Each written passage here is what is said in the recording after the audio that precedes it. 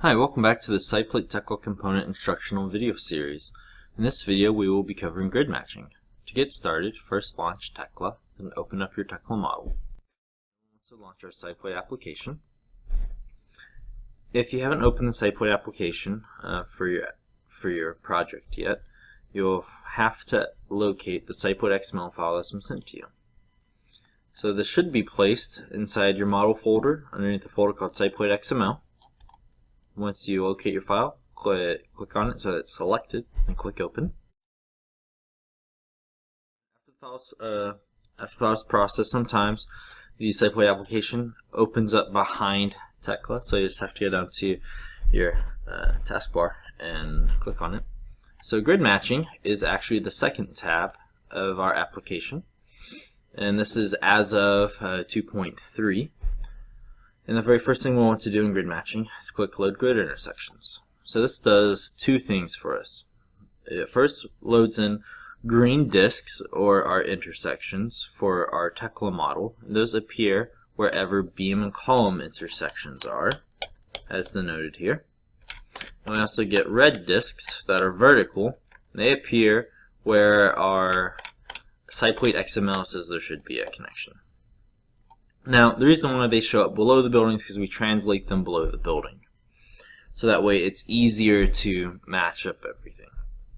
Now, you might notice that, hey, our building here is facing this direction, and the XML points are facing this direction.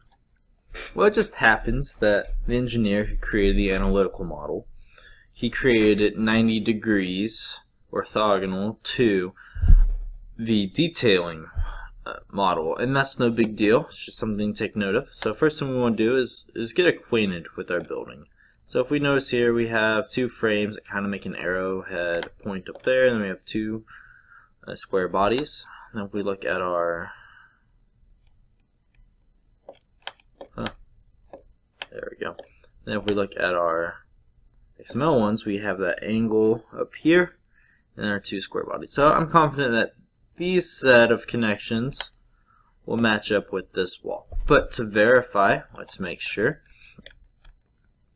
If we double click on our green disk, we'll notice that it's on grid line TB, TC, and T1. And the next one is located at, whoops,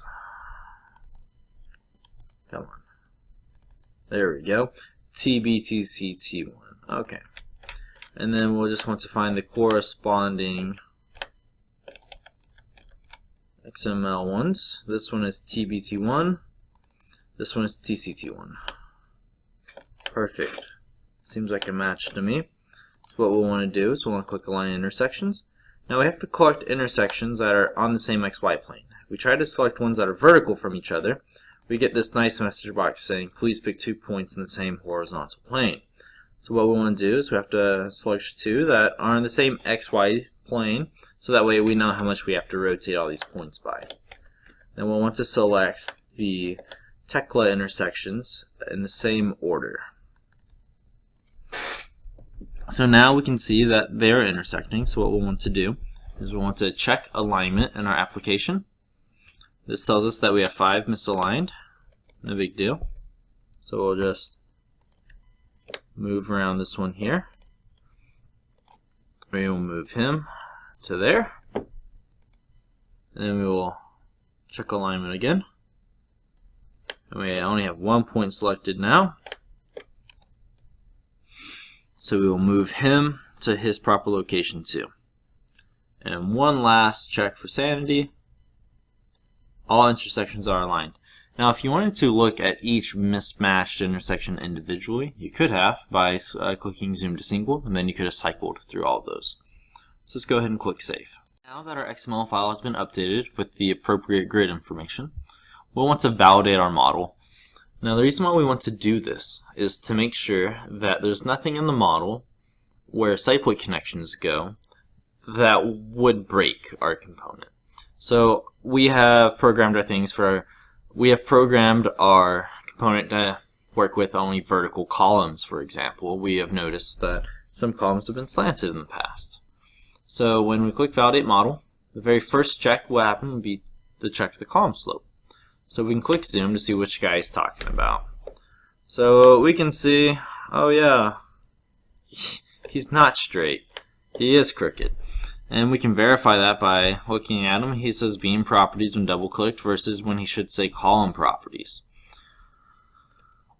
So we will go ahead and say, yep, we definitely want to align them to the start point because the start points are on top of the column. So let's go ahead, let's modify that member, make that change. So let's go ahead and click next. Oh, one note, we can see that he is now rotated. So Tekla has two different algorithms for rotating beams versus rotating columns. And this is something that we look for in a later step. So let's go ahead and click next.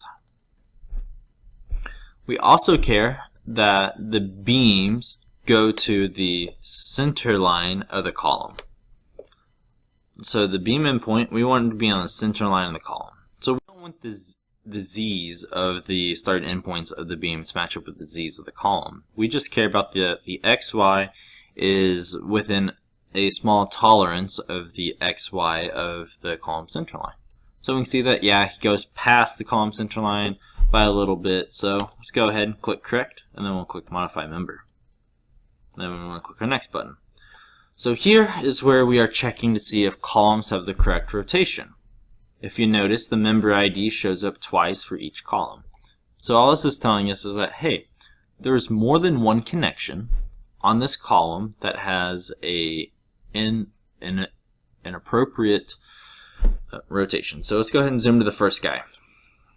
Alright, so here we go. So if we see here, you can see that we have the column selected, two beams. Now if we zoom to the other guy, see, so it's just the lower of the two. So let's just look at the upper.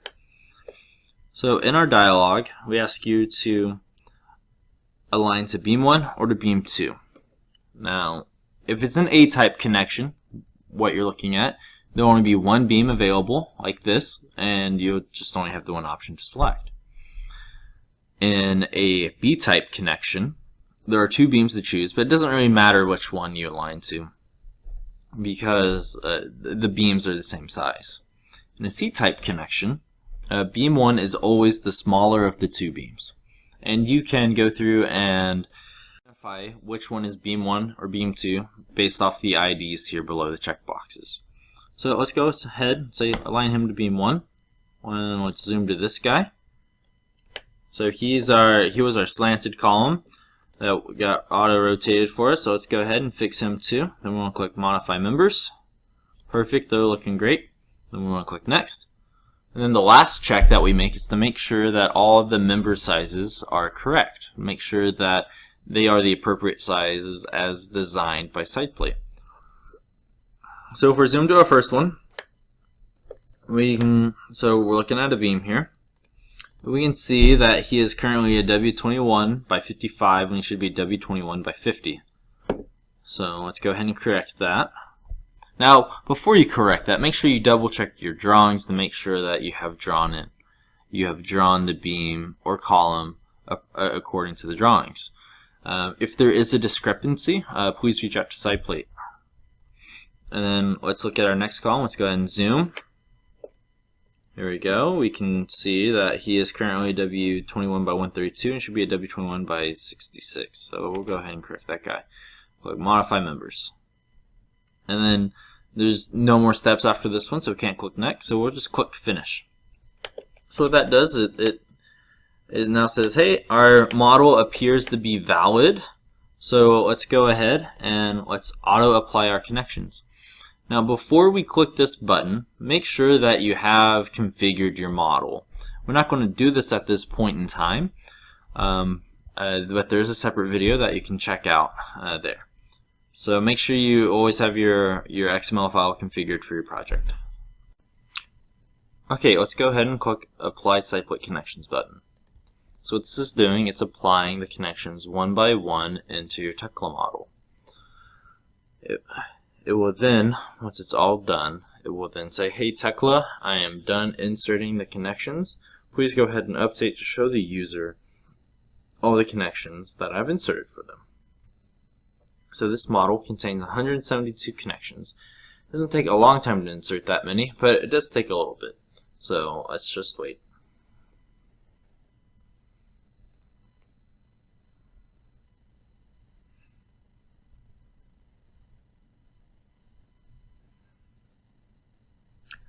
So once Tekla is done inserting all of them, it tells it to update.